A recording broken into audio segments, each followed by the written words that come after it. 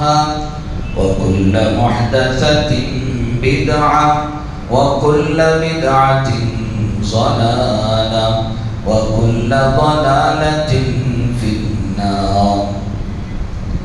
أعوذ بالله من الشيطان الرجيم. بسم الله الرحمن الرحيم. يا أيها الذين آمنوا لا تتخذوا اليهود والنصارى أولياء بعضهم أولياء بعض ومن يتولهم منكم فإنه منهم إن الله لا يهدي القوم الظالمين. آمنت بالله صدق الله مولانا العظيم. وقال النبي صلى الله عليه وسلم من تشبه بقوم فهو منهم أو كما قال عليه الصلاة والسلام. معزز حاضرین، محترم سامعین اور برادران اسلام، اللہ جل جلالہ و منوالہ نے جو دین اسلام دے کر ہمیں بھیجا ہے وہ ساری انسانیت کے لیے کامیابی کا ضامن ہے۔ دین اسلام میں ہر اس کام سے روکا گیا ہے جس سے انسان کو نقصان ہوتا ہے، چاہے اس کی جان کا نقصان ہو، چاہے اس کے مال کا نقصان ہو، چاہے اس کی عزت کا نقصان ہو، ہر چیز کے نقصان سے بچنے کی تاکید اللہ نے دین اسلام میں دی ہے، اور اس سے آگے بڑھ کر فرمایا کہ آپ کوئی ایسا کام مت کرو کہ جس سے آپ کو خود نقصان پہنچے، اور اس میں سب سے بڑا نقصان یہ ہے کہ تم اپنے مقصد کو بھول جاؤ۔ اللہ جل جلالہ و منوالہ نے اپنے کلام پاک میں ارشاد فرمایا وَمَا خَلَقْتُ الْجِنَّ وَالْإِنسَ إِلَّا لِيَعْبُدُونَ، کہ میں نے جنات کو اور انسانوں کو جو پیدا کیا ہے وہ صرف اور صرف میری عبادت کے لیے پیدا کیا ہے، اور عبادت اور اللہ کی رضامندی اور اللہ کی خوشنودی یہ انسان کا سب سے بڑا مقصد ہے۔ اب یہاں ذہنوں میں ایک سوال آتا ہے، اللہ تعالیٰ نے اتنے کروڑوں اربوں انسانوں کو اللہ نے جو پیدا کیا وہ صرف اللہ کی عبادت کے لیے پیدا کیا؟ اگر دیکھا جائے تو دنیا میں جتنی بھی مخلوقات ہیں وہ سارے کے سارے تو اللہ کی عبادت کرتے ہیں، تو پھر انسان کو صرف عبادت کے لیے پیدا کرنے کا مقصد کیا ہے؟ تو علماء نے لکھا ہے کہ اللہ جل جلالہ و منوالہ نے جو دیگر مخلوقات کی عبادتیں ہیں اور اللہ نے جو انسان کو جو عبادت کا مکلف بنایا ہے اس میں فرق ہے۔ جیسے اللہ تعالیٰ نے فرشتوں کو پیدا کیا، اور وہ فرشتے ایسے ہیں لا یعصون اللہ ما امرهم ویفعلون ما یؤمرون، کہ وہ فرشتے ایک پلک جھپکنے کے بقدر بھی اللہ کی نافرمانی نہیں کرتے۔ اللہ نے ایسے بے شمار فرشتوں کو پیدا کیا کہ اگر کوئی فرشتہ سجدے میں ہے تو قیامت تک کے لیے وہ سجدے میں ہے، اور اگر کوئی فرشتہ رکوع میں ہے تو قیامت تک کے لیے وہ رکوع میں ہے، اور کوئی فرشتہ اللہ کے عرش کو اٹھائے ہوئے ہے تو وہ قیامت تک اللہ کے عرش کو اٹھائے ہوئے ہے، اور کوئی فرشتہ وہ بیت معمور کا اگر طواف کر رہا ہے تو قیامت تک ان کا وہی کام ہے، اس میں لگے رہنا ہے، وہ اللہ کی ذرا برابر میں نافرمانی نہیں کر سکتے۔ لیکن اللہ نے جو انسان کو عبادت کے لیے پیدا کیا اس میں اللہ نے ایک آپشن رکھا، اللہ تعالیٰ نے اس میں سے اختیار دیا ہے کہ فَمَنْ شَاءَ مِنْكُمْ وَمَنْ شَاءَ فَلْيَكْفُرْ، دیکھو ہم نے تمہیں بنایا ہے، ہم نے آپ کو پیدا کیا ہے، تمہیں اختیار بھی دیا ہے، چاہے تو آپ اللہ کی فرما برداری کر کے ایمان والے بن کے جنت میں بھی جا سکتے ہو، ومن شاء فلیکفر، اگر تم چاہو تو تم اللہ کی نافرمانی کر کے کفر کر کے وہ جہنم کا ایندھن بھی بن سکتے ہو۔ اللہ تعالیٰ بے نیاز ہے۔ اللہ نے دنیا کو اس لیے انسان کو اس لیے پیدا نہیں کیا کہ میری عبادت کرنے والے اور بڑھ جائیں، نہیں، اللہ تعالیٰ ایک ایسی مخلوق کو پیدا کرنا چاہتے تھے جس کے اندر اللہ نے یہ اختیار رکھا ہے کہ چاہے تو عبادت بھی کر سکے، چاہے تو وہ اللہ کی نافرمانی بھی کر سکے۔ اور اللہ تعالیٰ نے مجھے اور آپ کو اس اختیار کے ساتھ اس دنیا میں بھیجا ہے کہ ہم چاہے تو ہم نیک اعمال کر کے جنت کے مستحق بنے یا برے اعمال کر کے جہنم کے مستحق بنے۔ اور جو انسان نیک عمل کرتا ہے اس کے لیے دنیا بھی اچھی ہے، آخرت بھی اچھی ہے، اور جو برے عمل کرے گا اللہ فرما رہے کہ اس کی دنیا بھی برباد ہوگی اور آخرت بھی برباد ہوگی۔ جیسے اللہ نے قرآن مجید میں بیان فرمایا کہ یا ایھا الذین آمنوا انما الخمر والمیسر والانصاب والازلام رجس من عمل الشیطان فاجتنبوه لعلکم تفلحون انما یرید الشیطان ان یوقع بینکم العداوة والبغضاء فی الخمر والمیسر۔ اللہ تعالیٰ فرما رہے اے ایمان والو، انما الخمر والمیسر، کہ شراب اور جوا والازلام اور اسی طرح تیر اندازی، یہ سب شیطان کی عمل ہے، شیطان کی گندگی ہے، ناپاکی ہے۔ فاجتنبوا، سے اپنے آپ کو بچاؤ، اس لیے بچاؤ، انما یرید الشیطان ان یوقع بینکم العداوۃ، کہ شیطان وہ تمہارے آپس میں تمہیں دشمن بنانا چاہتا ہے، والبغضاء، اور تمہارے اندر بغض اور نفرت پیدا کرنا چاہتا ہے شراب کے ذریعے۔ انسان جب شراب پیتا ہے تو پھر وہ اپنے آپ کو بھی بھول جاتا ہے، اور جب بہت زیادہ پی لیتا ہے تو وہ ماں اور بیوی کا فرق بھول جاتا ہے، اور پھر وہ بہن اور بیوی کے فرق کو بھی بھول جاتا ہے، اور انسان جب چلتا ہے تو اسے صحیح سے چلا نہیں جاتا۔ اور آگے فرمایا کہ جوا، جب انسان جوے میں مبتلا ہوتا ہے، کسی کے ساتھ اس نے جوا لگایا، 1 لاکھ روپے میں 2 لاکھ روپے میں ہار گیا اور اس کو ادا نہیں کر پایا تو یہ اس کے لیے دشمنی کا ذریعہ بن گیا۔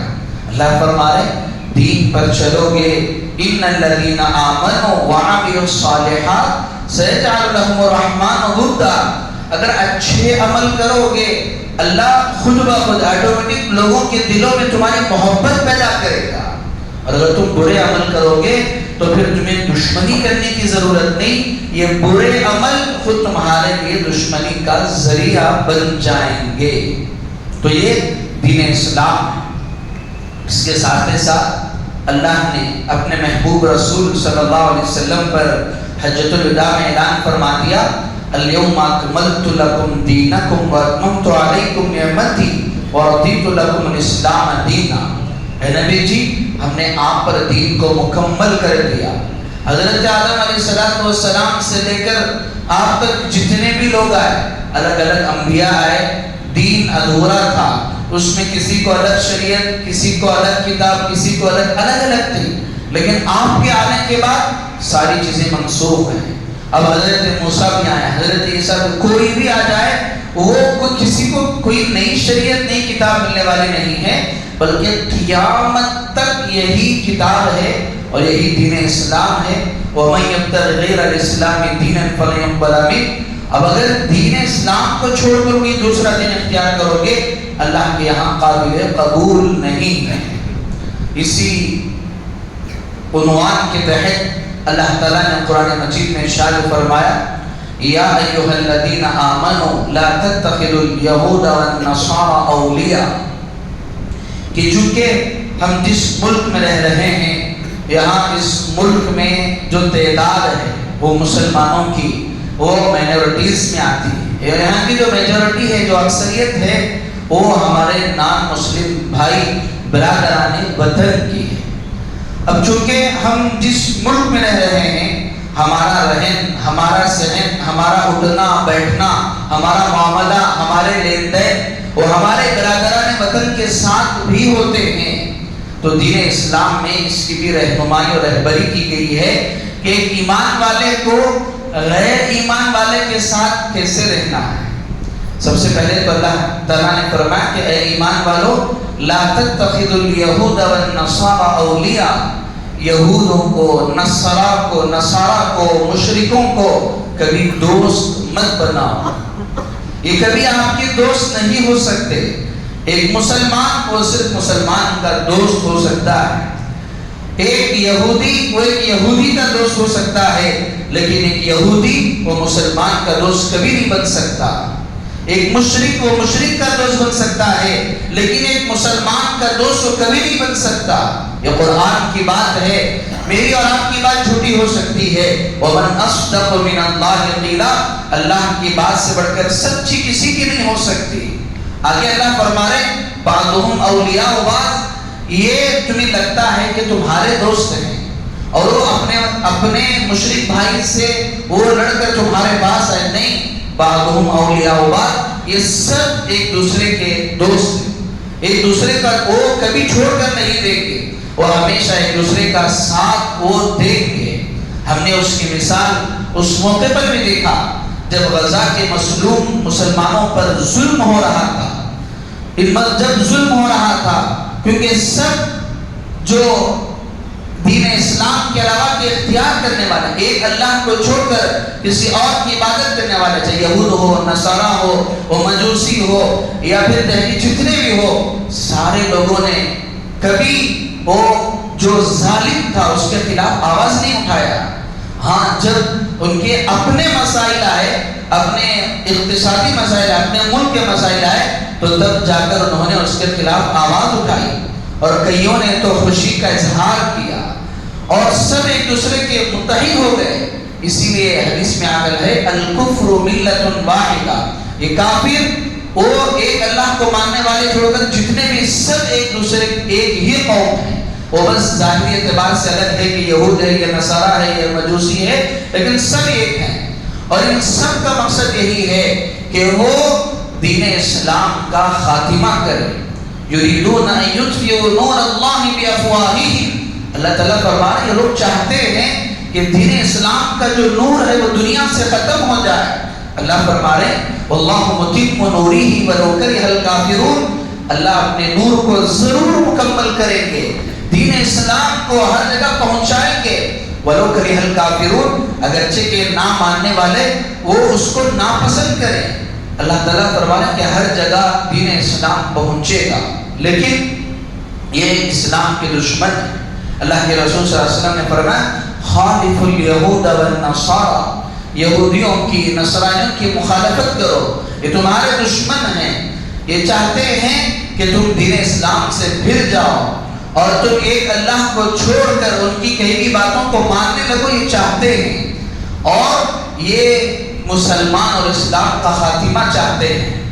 اور یہ جو جنگ ہے دو طرح کی جنگ ہے، ایک جنگ وہ ہے کہ ایک قوم دوسرے قوم سے بھیڑے لڑے، تلوار بازی ہو، گولہ بارود ہو، اور ایک جنگ ہے نظریاتی جنگ کہ اپنے نظریے کو سب پر تھوپ دینا، میں جو سوچ رہا ہوں وہی صحیح، تم سب بھی میرے تابع ہو جاؤ۔ وہ جنگ تو شاید ہمیں نظر نہیں آ رہی ہے کہ ہم میدان میں چلے جائیں، لیکن نظریاتی جنگ آج بھی برقرار ہے۔ آج جتنے اسلام دشمن طاقتیں ہیں وہ یہ چاہ رہے ہیں کہ مسلمان وہ اپنے دین اسلام کے طریقوں کو چھوڑ کر ہم جس طرح کہہ رہے ہیں اس کو ماننے والے بن جائیں۔ اور ہمارے ملک کا بھی یہی حال ہے کہ آج جو نفرتی لوگ نفرت پھیلا رہے ہیں، ان کا مقصد یہی ہے ہم جو کہہ رہے ہیں وہ آپ بھی کہو، ہم اگر کسی چیز کا نعرہ لگا رہے ہیں تو آپ بھی اس کا نعرہ لگاؤ، اب اگر ہم کسی کی بت پرستی اور کسی کے لیے سجدہ کر رہے ہیں تو تم بھی اس کو کرو، اور ہم جو چیز نہیں کھا رہے ہیں تم بھی اس کو مت کھاؤ۔ یعنی کہ یہ نظریاتی جنگ ہے جو قیامت تک چلتی رہے گی، یہ رکنے والی نہیں ہے۔ لیکن دین اسلام کامل و مکمل ہے، ایک ایمان والے کو، ایک مسلمان والے کو وہ کبھی اپنے دین اسلام سے پھرنا نہیں چاہیے۔ ہم سب کے محبوب رسول صلی اللہ علیہ وسلم نے ایسا دین ہم کو دیا ہے جس میں ذرا برابر بھی نقص نہیں اور کمی نہیں۔ اور چونکہ ہم جس ملک میں رہ رہے ہیں تو ایک دوسرے کے ساتھ تو رہتے ہی ہیں، تو دین اسلام کی تعلیم یہ ہے، اللہ کے رسول صلی اللہ علیہ وسلم نے تعلیم دی کہ اچھے اخلاق سے پیش آؤ، چاہے مسلمان ہو چاہے غیر مسلم ہو۔ اگر آپ کے پڑوس میں اگر کوئی برادران وطن نان مسلم بھائی اگر رہتا ہے، اگر وہ بیمار پڑ جائے تو تمہارا پڑوسی ہونے کے ناطے فرض بنتا ہے جاؤ جا کر اس کی تیمارداری کرو، تمہارے لیے 70,000 فرشتے مغفرت کی دعا کریں گے۔ اور اگر وہ بھوکا ہے تو اسے کھانا کھلاؤ۔ یہ دین اسلام کی تعلیم ہے، تو مدد کرنے میں، بھلائی کرنے میں، اخلاق کے پیش آنے میں مسلمان اور غیر مسلم سب برابر ہیں۔ اور حتیٰ کہ تعلیم یہاں تک دی گئی کہ اگر کوئی ذمی، اگر کوئی نان مسلم بھائی اگر وہ کسی اسلامی ملک میں رہ رہا ہے، جیسے آج ہم دیکھ رہے ہیں کہ ہماری کئی اسلامی کنٹریز ہیں جس میں ہمارے کئی نان مسلم لاکھوں کی تعداد میں ہمارے بھائی رہتے ہیں۔ دین اسلام کی تعلیم یہ ہے کہ جس طرح ایک مسلمان کی جان کی حفاظت ضروری ہے، اسی طرح ایک ذمی جو دوسرے مسلم کنٹری میں، اسلامی ملک میں غیر مسلم رہ رہا ہے، اس کی حفاظت بھی اتنی ہی ضروری ہے۔ آگے چل کر علماء نے فتاوی میں بیان فرمایا کہ اگر کوئی شخص غیر مسلم بھائی کو اگر طعنہ دیتا ہے اور اس کے خلاف اگر کوئی زبان درازی کرتا ہے اسلامی ملک میں رہتے ہوئے، تو یہ بھی گناہ شمار کیا جائے گا اور اس کو اسلامی حدود کے مطابق اسے بھی سزا دی جائے گی۔ اور یہاں تک علماء نے لکھا ہے جس طرح ایک مسلمان کی برائی کرنا حرام ہے پیٹھ پیچھے، اسی طرح ایک غیر مسلم بھائی کی بھی پیٹھ پیچھے برائی کرنا حرام ہے۔ یہ دین اسلام کی تعلیم ہے۔ فتح القدیر میں لکھا ہے، یہ علماء نے بیان فرمائے ہیں کہ ان کی حفاظت اتنی ہی ضروری ہے جتنے اپنے ملک کے مسلمانوں کی حفاظت ضروری ہے۔ یہ دین اسلام کی تعلیم ہے، یہ اخلاقیات ہیں، دین اسلام کے اخلاق ہیں۔ اللہ کے رسول صلی اللہ علیہ وسلم نے اپنوں تو کیا غیروں تو کیا، جنہوں نے آپ کو تکلیفیں دی آپ نے ان کے ساتھ بھی اچھائی کا معاملہ کیا۔ آپ بدلہ لے سکتے تھے، مکہ فتح ہو گیا، اب بہت سارے لوگ اسلام میں داخل ہو گئے، ابھی بہت سارے وہ لوگ بھی تھے جنہوں نے نعوذ باللہ رسول اللہ کو اپنے وطن سے نکالا تھا، اور آپ کے بیٹی کو جس نے بچہ مارا تھا، جس کی وجہ سے آپ شہید ہوئی، اس زخم کی بنیاد پر وہ لوگ بھی موجود تھے، اور وہ لوگ بھی موجود تھے جن کو آپ سے بڑی محبت تھی، حضرت حمزہ، ان کے قتل کرنے والے بھی موجود تھے، لیکن آپ نے اخلاقی تعلیم آپ کی اتنی عمدہ ہے، آپ نے سب کو معاف کر دیا۔ یہ دین اسلام کی تعلیم ہے کہ اخلاق وہ صرف مسلمان کے ساتھ خاص نہیں بلکہ غیر مسلم کے ساتھ بھی ایک اسلام والے، ایک ایمان والے کو اخلاق سے پیش آنا ضروری ہے۔ یہ اخلاقیات میں، لیکن جہاں دین کا معاملہ آتا ہے، اللہ تعالیٰ نے اپنے کلام پاک میں ارشاد فرمایا، اے ایمان والو، آپ کا معاملہ، آپ کا لین دین سب کچھ کافروں کے ساتھ رہے، لیکن دلی دوستی، قلبی دوستی وہ کافروں کے ساتھ، یہود کے ساتھ، نصارہ کے ساتھ ہرگز ہو نہیں سکتی۔ اللہ تعالیٰ فرما رہے ہیں اگر کوئی انسان آج کے اس دور میں، چونکہ آج کا یہ دور ایسا ہے کہ ہر آدمی یہ چاہتا ہے کہ دین اس کے سوچ کے مطابق ہو۔ آج کے سوشل میڈیا کے دور میں ہر کوئی اٹھ کر، نہ وہ عالم ہے نہ اسے قرآن کا علم صحیح سے ہے، سوشل میڈیا میں اٹھ کر نہ جانے کوئی بھی ایسی بات بول دیتا ہے کہ فلاں چیز کرنا اسلام میں نہیں ہے، فلاں چیز کر سکتے ہیں، تو چونکہ اس کے پسند کے مطابق ہوتی ہے تو پھر وہ اسے دین سمجھ لیتا ہے۔ آج کا ہمارا معاملہ ایسا یہ ہے کہ ہماری سوچ، میری منشا، میری چاہت کے مطابق اگر کوئی بات کہی جائے تو اس کو تو دین کو ماننے کے لیے ہم تیار ہیں، لیکن جو ہماری سوچ سے ہٹ کر ہے تو پھر اس سے کہیں گے کہ نہیں یہ تو ماڈرن زمانہ ہے، اپنے آپ کو اپڈیٹ کرنا چاہیے، اس طرح اگر کہیں گے تو کیسے چلے گا؟ یہ ہماری سوچ ہے۔ جیسے آج جتنے فرقے ہیں جو نماز کے قائل نہیں ہیں، یعنی کہ مانتے ہیں کہ نماز پڑھنا ہے، لیکن ان کی سوچ یہ ہے کہ نماز کسے کہتے ہیں؟ نماز کہتے ہیں اللہ کو یاد کرنا۔ اللہ کو یاد انسان نماز کے ذریعے نماز پڑھ کر وہ اللہ کو یاد کر رہا ہے۔ چلو ہم بھی کہیں اپنے ساری آبادی سے دور ہٹ کر ہم بھی ذکر و اذکار میں بیٹھ جاتے ہیں، اللہ کو یاد کر لیتے ہیں۔ تو نماز پڑھنے کی کیا ضرورت ہے؟ نماز کا مقصد بھی تو وہی ہے، اللہ کو یاد کرنا ہے، ہم بھی تو اللہ کو یاد کر رہے ہیں۔ اب جب جو لوگ نماز نہیں پڑھنے والے تھے ان کو یہ بات لگی اچھی کہ ہاں بات تو صحیح ہے، نماز سے بھی اللہ کو یاد کر رہے ہیں اور ہم تو اور سارے لوگوں سے ہٹ کر اللہ کو یاد کریں تو صحیح ہے۔ تو انہوں نے سمجھ لیا کہ ہاں یہ بات بالکل صحیح ہے کہ چلو دین یہی ہے کہ نماز تو دل کی ہوتی ہے، اللہ کو یاد کرنا ہوتا ہے۔ اور پھر آگے چل کر کسی نے یہ بیان دے دیا کہ داڑھی اسلام میں ہے لیکن داڑھی اسلام نہیں ہے، یعنی کہ اس کا کہنا یہ تھا کہ اس وقت جب آج سے 1400 سال قبل جب اسلام آیا تو لوگوں کا رہن سہن، لوگوں کا وضاقتہ اس طرح کا تھا، اس لیے داڑھی تھی، لیکن آج کے دور کا جو وضاقتہ اس طرح نہیں ہے، اس لیے داڑھی وہ اسلام نہیں ہے۔ اب جن کو داڑھی نہیں رکھنا ہے ان کو یہ بات اچھی لگی تو انہوں نے کہا کہ ہاں یہ بہت بڑے عالم دین ہیں، بہت اچھی بات کرتے ہیں۔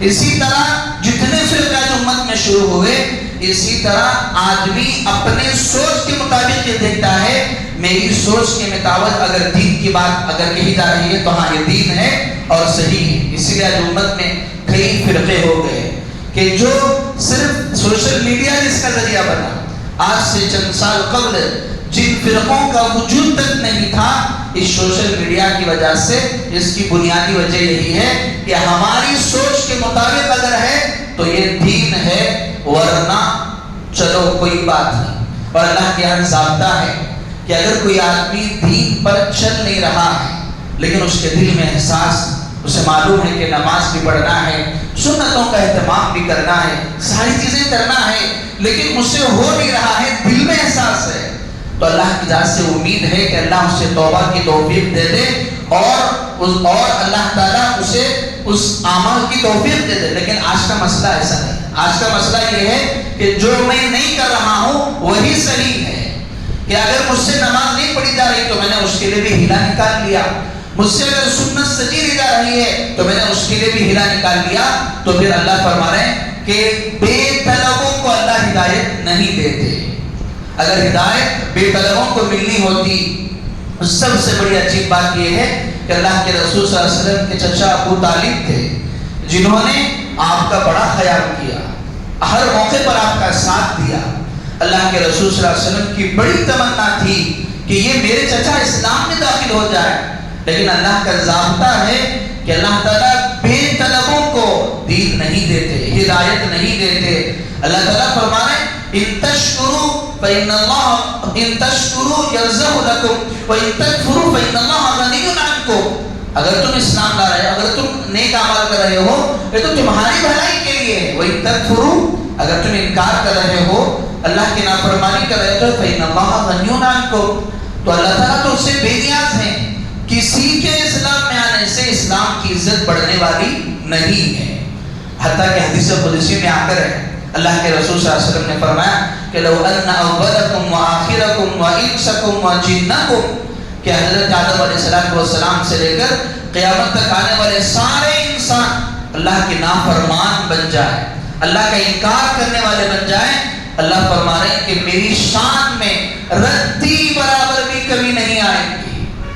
اور آگے فرمایا کہ لو ان اولکم وآخرکم وانسکم جنکم، کہ تمہارے حضرت آدم علیہ السلام سے لے کر قیامت تک آنے والا ہر انسان، اور انسان بھی، جنات بھی، مخلوقات بھی، سارے اگر وہ اللہ کے فرما بردار بن جائیں، اللہ کی شان میں رتی برابر بھی بڑھوتری ہونے والی نہیں ہے۔ دین پر اگر میں چل رہا ہوں تو وہ میرے فائدے کے لیے، میری بھلائی کے لیے، میری اچھائی کے لیے، تاکہ میرا دین اور دنیا دو بھی اچھی رہے، اس لیے میں دین پر چل رہا ہوں۔ غرض آج کا ماحول ایسا یہ ہے کہ ہم یہ چاہتے ہیں کہ ہماری پسند کے مطابق دین ہو۔ اللہ تعالیٰ فرما رہے یہود و نصارہ سے دوستی مت کرو، لیکن آج چونکہ ہماری پسند کو ہم نے اپنا دین بنا لیا، آج برادران وطن کے ساتھ بالکل، چونکہ ہم جس ملک میں رہ رہے ہیں ہمیں ایک دوسرے کے ساتھ رہنا ہے، اور جب کوئی معاملہ آئے جو انسانیت کے خلاف ہو تو ہر ایک کو ایک دوسرے کے ساتھ کھڑے ہونا ہے۔ جیسے اللہ کے رسول صلی اللہ علیہ وسلم، آپ کو ابھی نبی نہیں بنایا گیا تھا، نبی بنائے جانے سے پہلے بھی جب ایک کفار کے درمیان معاہدہ ہوا کہ جو بھی اگر کسی پر ظلم کرے گا ہم اس کے خلاف جو ہے اس کا معاملہ اور اس کا حق اس کو دلائیں گے، جس کا نام حلف الفضول یا حلف الفضول رکھا گیا تھا، تو اللہ کے رسول اس میں شامل ہوئے۔ اسی طرح آج کے اس دور میں ظلم کے خلاف ہے تو ہر ایک کو ایک دوسرے کے ساتھ کھڑے ہونا ہے، چاہے مسلم ہو نان مسلم ہو، برادران وطن ہو۔ لیکن جب دین کا مسئلہ آ جائے تو فرمایا کہ انسان کو اپنے دین کی حفاظت کرنا ہے۔ چونکہ ابھی غیر مسلم بھائیوں کا تہوار ہے، دیوالی وغیرہ کا موقع ہے، اس موقع پر بہت سارے لوگ آفس وغیرہ میں بھی کام کرتے ہیں، اور جس میں ہمارے غیر مسلم بھائیوں کے ساتھ رہنا بھی رہتا ہے، اور کئی تو ان کے اوپر جو بڑے ہوتے ہیں وہ غیر مسلم بھائی ہوتے ہیں۔ اگر کوئی تاجر ہے، اگر اس کے پاس غیر مسلم بھائی تجارت کرتے ہیں تو وہ بھی اس موقع پر آتے ہیں۔ تو دین اسلام میں یہ حد رکھی گئی ہے کہ آپ ضرور ان کے ساتھ اخلاق سے پیش آؤ، لیکن ایسی چیزیں جو شرک کا سبب بنتی ہیں اس سے اپنے آپ کو بچاؤ۔ حتیٰ کہ علماء نے لکھا ہے اس موقع پر ایک ایمان والے کو، غیر مسلم بھائی کو اس عید کی، اس تہوار کی مبارکبادی دینا بھی جائز نہیں ہے۔ کیوں؟ اس لیے کہ ان کی جو تہوار ہے ان کے مشرکانہ عقائد ہیں۔ علماء نے کتابوں میں لکھا ہے، حضرت شاہ ولی اللہ محدث دہلوی رحمۃ اللہ علیہ، حضرت علی صاحب تھانوی رحمۃ اللہ علیہ، انہوں نے اپنی کتابوں میں لکھا ہے، ان کا ماننا یہ ہے کہ اس موقع پر یہ جو پوجا پرستش کرتے ہیں، وہ جو چراغ وغیرہ جلواتے ہیں، ان سے ان کا عقیدہ یہ ہے کہ لکشمی دیوتاؤں کے، ان کا ماننا یہ ہے ان کی اگر ہم پوجا کریں گے تو ہمارے پاس دھن اور بہت سارے پیسے، ہمارے پاس خوشحالی آئے، یعنی کہ ان کا ماننا یہ ہے اس طرح کرنے سے ان کی زندگی خوشحال ہوگی۔ ایک مشرکانہ عمل، اگر کوئی مسلم اگر کسی کو مبارکبادی دے رہا ہے تو اگرچہ کہ وہ کفر نہیں کر رہا ہے، لیکن علماء نے لکھا ہے کہ گناہ کا کام تو کر رہا ہے، کیونکہ گویا کہ وہ ان چیزوں کی تائید کر رہا ہے جس کی وہ مبارکبادی دے رہا ہے۔ اور اس موقع پر ہمارے مسلم بھائی جب رہتے ہیں تو غیر مسلم بھائی کچھ تحفے اور کچھ مٹھائی وغیرہ بھی لا کر دیتے ہیں۔ تو اس میں علماء نے بیان فرمایا اس میں دو صورتیں ہیں۔ ایک صورت تو یہ ہے کہ اس کو پوجا کے موقع پر، پرستش کے موقع پر رکھ کر اگر آپ کو اگر لا کر دے رہے ہیں، اس کا کھانا تو بالکل حرام ہے، ناجائز ہے۔ وَمَا أُهِلَّ بِهِ لِغَيْرِ اللَّهِ، کہ اللہ کے علاوہ کے نام پر جس چیز کو رکھ دیا گیا تو پھر اس کا کھانا تو ناجائز ہے۔ ہم مصلحتاً، چونکہ اگر صراحتاً انکار کر دے تو آپس میں نفرت کا ذریعہ بن سکتا ہے، لہذا لے تو لے لیکن بعد میں وہ کسی مستحق کو اس کو دے دے۔ ہاں، لیکن اگر دوسری شکل یہ ہے کہ جیسے بہت سارے بھائی وہ صرف دکان سے آرڈر کر کے اور بس عید کے موقع پر، خوشی کے موقع پر بھائیوں کو دے دیتے، ہمارے ساتھیوں کو، مسلم بھائیوں کو دے دیتے، تو اس میں علماء نے گنجائش نکالی ہے۔ اس میں اب آپ کو اختیار ہے کہ دیکھو دینے والے کا اگر کاروبار اگر حلال ہے تو پھر آپ اس میں کھاؤ تو کوئی حرج نہیں۔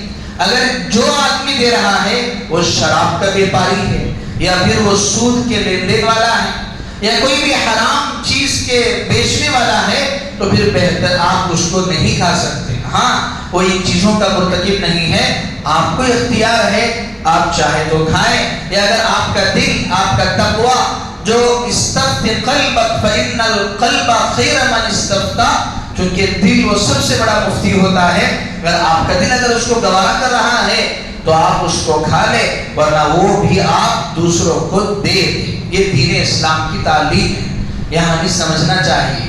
اللہ کے رسول صلی اللہ علیہ وسلم نے فرمایا من تشبہ بقوم فہو منہم، کہ جو آدمی جس قوم کی مشابہت اختیار کرتا ہے وہ انہی میں سے شمار کیا جائے. آج ہم بھائی چارگی کے نام پر اگر جو ہمارا مضبوط عقیدہ عقیدہ توحید ہے اس سے اگر سمجھوتا کر لے تو پھر دھیرے دھیرے ہم مشرکانہ عمل کے بھی مرتکب ہو جائیں گے. 5 نقصانات ہیں. سب سے پہلا نقصان تو یہ ہے کہ ہم اس شرکیہ عمل میں گویا کہ شامل ہو گئے. مان کے چلو ہم ان کے تہوار میں گئے، ان کے اس رسم و رواج میں ہم شامل ہوئے.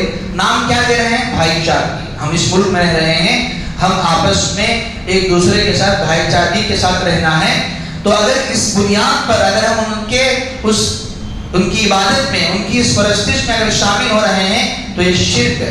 اللہ تعالیٰ فرما رہے وَمَن يَكْفُرْ بِالْإِيمَانِ فَقَدْ حَبِطَ عَمَلُهُ، کہ جس نے ایمان لانے کے بعد کفر کا والا عمل کیا فَقَدْ حَبِطَ عَمَلُهُ، اس کے سارے اعمال ضائع ہو گئے. یہ قرآن ہے. وَهُوَ فِي الْآخِرَةِ مِنَ الْخَاسِرِينَ، اور یہ آخرت میں نقصان اٹھانے والوں میں سے ہے. اور دوسری وجہ، آج انسان اگر بھائی چارگی کے نام پر کسی چیز کو کر رہا ہے دھیرے دھیرے ان سے محبت پر لگاؤ بڑھے گا، تعلق بڑھے گا. آج جس چھوٹے چیز کو کر رہا ہے کل وہ کسی اور بڑے چیز کو بھی کرے گا. حدیث میں آ کر ہے اللہ کے رسول صلی اللہ علیہ وسلم نے ارشاد فرمایا، بخاری شریف کی روایت ہے لَتَتَّبِعُنَّ سُنَنَ مَنْ قَبْلَكُمْ، اللہ کے رسول نے فرمایا تم لوگ، تمہارے سے پہلے جو لوگ گئے ہیں یہود، نصارہ، مشرکین، ان کی پیروی کرو گے شبرن بشبر ذراعن بذراع. اللہ کے رسول نے فرمایا قدم بقدم، ہاتھ بہاتھ اور بالش ببالش، ایک تو بالکل جس طرح ایک بالش یہ 2 ہاتھ ہیں دونوں برابر ہیں، ایسا نہیں کہ ایک بڑا ہے ایک چھوٹا ہے. اور انسان جب پیر رکھتا ہے تو ایسا نہیں کہ ایک بڑا رکھتا ہے ایک چھوٹا رکھتا ہے، جتنے پیر ہیں اتنے ہی قدم رکھتے ہیں. اللہ کے رسول نے فرمایا کہ تم اپنے سے پہلے لوگوں کی پیروی کرو گے. حتیٰ کہ اللہ کے رسول نے آگے فرمایا اگر کوئی آدمی اپنی ماں سے زنا کیا ہوگا تو اس امت میں بھی ایسا شخص ہوں گے جو اپنی ماں سے زنا کریں گے. اللہ کے رسول نے اتنی سخت وعید ارشاد فرمائی کہ تم خالف الیہود والنصارى، کہ غیر ایمان والے بھائیوں کی مخالفت کرو. آگے فرمایا کہ مخالفت اتنی کرو کہ تم اپنے داڑھی کو بڑھاؤ اور پھر مونچھوں کو چھوٹی کرو، پست کرو، تاکہ تمہاری یہود و نصارہ سے مشابہت نہ ہو جائے. اور آگے اللہ کے رسول نے دین اسلام کی کئی چیزوں میں مشابہت سے منع فرمایا. اللہ کے رسول صلی اللہ علیہ وسلم جب مدینے میں گئے تو جا کر دیکھا کہ وہاں کے لوگ وہ روزہ رکھ رہے ہیں عاشورے کا. اللہ کے رسول صلی اللہ علیہ وسلم نے پوچھا جب اللہ کے رسول عاشورے کا روزہ رکھ رہے ہیں تو حضرات صحابہ نے کہا کہ اللہ کے رسول یہ تو یہود و نصارہ بھی روزہ رکھتے ہیں. اللہ کے رسول نے جب پوچھا تو انہوں نے اس کی وجہ بیان فرمائی. اللہ کے رسول نے آگے فرمایا کہ جب اگلا سال آئے گا تو صرف 1 روزہ نہیں بلکہ 2 روزے رکھنا، صرف 10 محرم کا نہیں رکھنا، 9-10 رکھنا یا 10-11 رکھنا، چونکہ یہود نصارہ کی کسی بھی طرح مشابہت نہیں ہونی چاہیے. کیوں؟ انسان آج ایک چیز میں مشابہت کیا ہے وہ دھیرے دھیرے ان ساری چیزوں میں مشابہت اختیار کرے گا اور دھیرے دھیرے وہ اپنی اصل ہے وہ اس سے بھٹک جائے گا. ایک ہوتا ہے حدیث میں جو اللہ کے رسول نے فرمایا کہ تشبہ من تشبہ بقوم، ایک ہے مشابہت.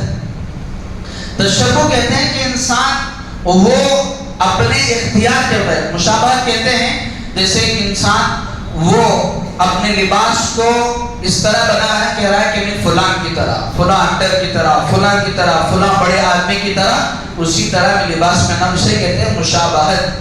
اگر کوئی انسان دین اسلام سے ہٹ کر اگر کسی غیر کی جیسے مغربی تہذیب کے لباس کی پیروی کر رہا ہے اور پھر اپنے سر کے بال اس طرح کے کٹا رہا ہے اور اسی طرح اپنے کسی بھی اعضاء کو اس طرح بنا رہا ہے، کانوں میں بالیاں لگا رہا ہے تو یہ حرام، چونکہ دین اسلام کی تعلیم نہیں ہے. ایک ہوتا ہے انسان بغیر کسی اختیار کے، جیسے اس موقع پر جو حضرات صحابہ روزہ رکھ رہے تھے اس لیے نہیں رکھ رہے تھے کہ یہود رکھ رہے ہیں، بلکہ وہ تو یوم عاشورہ کی فضیلت کی بنیاد پر روزہ رکھ رہے تھے اپنے اختیار کے بغیر. اللہ کے رسول نے فرمایا کہ اس طرح کی بھی مشابہت مجھے نہیں چاہیے. آپ محسوس نہیں کر رہے کہ میں اس کی طرح کر رہا ہوں، لیکن چونکہ کسی طرح ہو رہی ہے، اللہ کے رسول نے فرمایا کہ ایسی بھی مشابہت مت اختیار کرو. آپ جب مدینہ گئے تو دیکھا کہ لوگ عید منا رہے ہیں، کچھ تہوار منا رہے ہیں، اور اس میں مسلمان بھی ہیں. اللہ کے رسول نے پوچھا کہ کیا چیز ہے؟ اللہ کے صحابہ نے کہا اللہ کے رسول یہ ہمارا پرانا طریقہ چلتے آ رہا ہے. اللہ کے رسول نے فرمایا کہ نہیں، میں تمہیں اس سے بہتر اللہ تمہیں دے گا. ایک عید الاضحیٰ، عید الفطر، ان کی عید سے تمہاری مشابہت نیروز، مہرجان جو ان کی عیدیں تھیں، اللہ کے رسول نے فرمایا کہ ان خوشیوں میں مت شامل ہو، چونکہ یہ تمہارے اعمال کو ضائع و برباد کر دیں گے.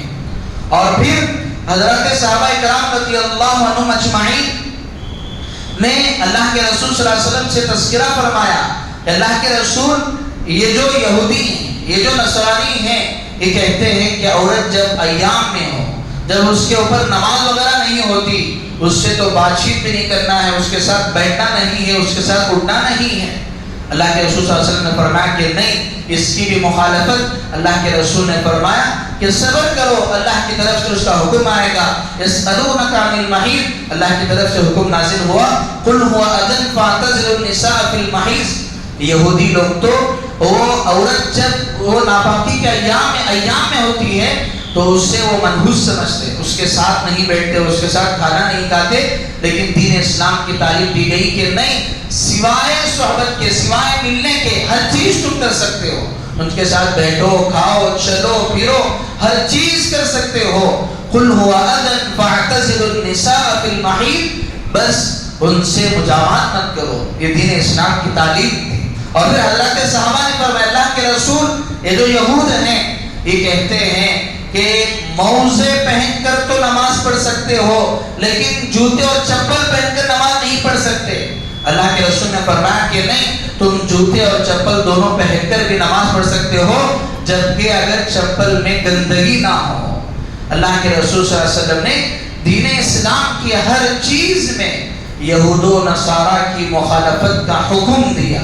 تو میرے عزیزوں، یہ جو تہوار آتے ہیں وہ صرف یہی تہوار نہیں، کوئی بھی تہوار ہو، ہم بھائی چارگی کے نام پر اپنے اسلام کو ہرگز ختم مت کریں. اللہ تعالیٰ فرما رہے ہیں اگر تم یہ سوچ رہے ہو اس طرح کرنے سے ہمارے یہ بھائی خوش ہو جائیں گے، اللہ تعالیٰ فرما رہے ہیں کہ ہرگز خوش نہیں ہوتے. وَلَن تَرْضَى عَنْكَ الْيَهُودُ وَلَا النَّصَارَى حَتَّى تَتَّبِعَ مِلَّتَهُمْ. اگر تم ان کو بیوقوف سمجھ رہے ہو کہ تم ان کے تہوار میں شریک ہونے سے وہ لوگ خوش ہو جائیں گے، ایسی بات نہیں ہے. یہ تمہیں اس وقت تک خوش نہیں ہوں گے حتی تتبع ملتہم، جب تک کہ تم ان کے ملت، ان کے مذہب اور ان کے دین کی پیروی نہ کر لو، تب تک کہ تمہارے سے خوش نہیں ہوں گے. اللہ فرمائے ظاہر میں تمہیں لگے گا کہ وہ خوش ہو رہے، جب تک وہ تم ان کے دین کو اختیار نہیں کر لو خوش نہیں ہوں گے. وَدُّوا لَوْ تَكْفُرُونَ كَمَا كَفَرُوا فَتَكُونُونَ سَوَاءً. اللہ تعالیٰ فرما رہے ہیں وَدُّوا لَوْ تَكْفُرُونَ، وہ کافر لوگ چاہتے ہیں كَمَا كَفَرُوا فَتَكُونُونَ سَوَاءً کہ تم لوگ بھی اسی طرح کفر اعمال اختیار کرتے جاؤ تو پھر تم دونوں برابر ہو جاؤ. آج بھی تو یہی جھوٹا نعرہ لگایا جا رہا ہے کہ اسلام میں عورتوں پر ظلم ہے، فلاں ہیں. اور یہ لوگ جو اسلام کے مسلمانوں کے سخت دشمن ہیں یہ کہہ رہے ہیں ہم مسلمانوں کو حق دلا رہے ہیں طلاق کے ذریعے سے، اور نہ جانے کئی بہانوں سے وہ کہہ رہے ہیں کہ ہم مسلمانوں کو برابر کا حق دلا رہے ہیں. اللہ فرما رہے ہیں ان کا مقصد تو یہ ہے کہ تم بھی اسی طرح کفر کو اختیار کر لو جس طرح یہ لوگ کفر کو اختیار کر رہے ہیں. آج تم ایک تہوار میں شریک ہو رہے ہو اور کل ایک مشرکانہ عمل کرو گے، اس سال پھر آتے آتے وہ دھیرے تم اپنے مذہب سے، اپنی تہذیب سے تم مکھر جاؤ گے اور بھول جاؤ گے. اسی پر علامہ اقبال نے کہا تھا وضع میں تم یہود ہو تو نصارہ میں ہنود. یہ وہ مسلمان ہیں جنہیں دیکھ کے شرمائے یہود. کہ اللہ کے رسول صلی اللہ علیہ وسلم کے زمانے مدینے میں اللہ کے رسول کے بعد ایک یہودی نے ایک بچے کو تانا دے کر کہا کہ دیکھو تم تو کہتے ہو کہ تمہارا دین اسلام سب سے کامل و مکمل ہے، اس کے باوجود تم ہمارے طریقے کو اپناتے ہو. اس نوجوان پر یہ بات اتنی وہ شوق گزری اس نے اپنی ساری زندگی سے توبہ کر کے اپنے آپ کو سنت کا پابند بنا لیا۔ بے شمار واقعات ہیں۔ تو میرے عزیزوں، بس کہنے کا مقصد یہ ہے کہ خاص طور سے جو تہوار ہے اور کسی بھی طرح کے جس کا اسلام سے کوئی تعلق نہیں ہے، ہم بھائی چارگی کے نام پر اور صرف سوشل میڈیا میں جنہیں دین کا صحیح سے علم نہ ہو، ان کی بہکی ہوئی باتوں کو ہم سن کر یہ غلط فہمی میں مبتلا نہ ہو۔ دین اسلام کامل و مکمل ہے۔ ایک اللہ کی عبادت کرنا ہے۔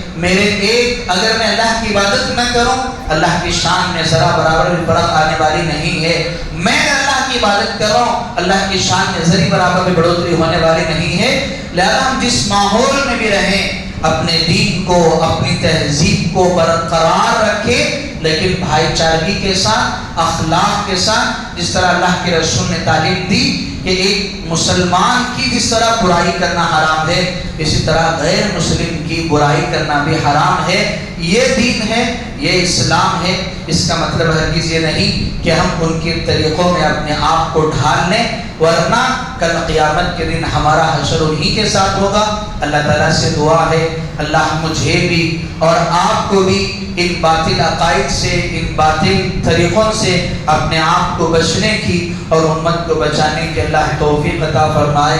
آمین۔ وآخر دعوانا ان الحمد للہ۔